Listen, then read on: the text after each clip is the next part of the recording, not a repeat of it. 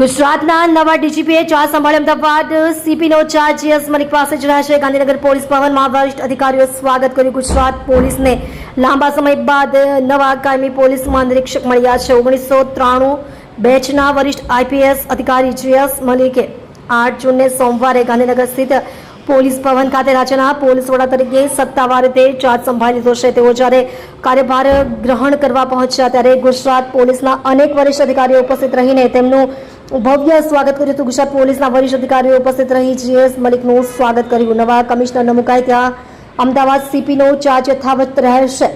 આ પદભારની સાથે જીએસ મલિક પાસે અમદાવાદ શહેર પોલીસ કમિશનરનો ચાર્જ પણ યથાવત રહેશે. સોમવારે સવારે તેઓ પહેલા અમદાવાદ કમિશનર કચેરી ખાતે ઉચ્ચ અધિકારીઓ સાથે મહત્વની બેઠક કરી હતી અને ત્યાંથી તેઓ ગાંધીનગર પોલીસ ભવન કચેરી જવા રવાના થયા હતા. રાજ્યમાં જ્યાં સુધી નવા પોલીસ કમિશનરની સત્તાવાર નિમણૂક ન થાય ત્યાં સુધી ડીજીપી જીએસ મલિક પાસે જ અમદાવાદ શહેરનો આ એડિશનલ ચાર્જ રહેશે.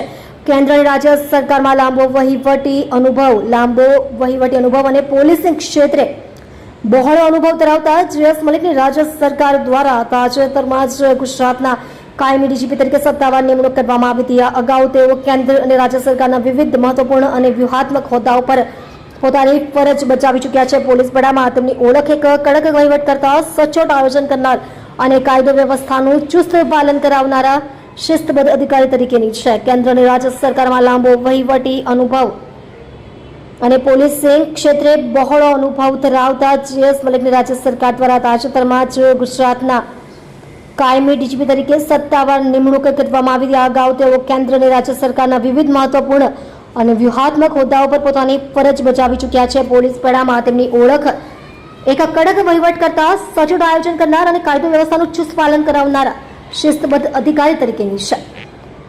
તમે જોઈ રહ્યા છો DNY ન્યૂઝ ચેનલ રમન કૌરની સાથે.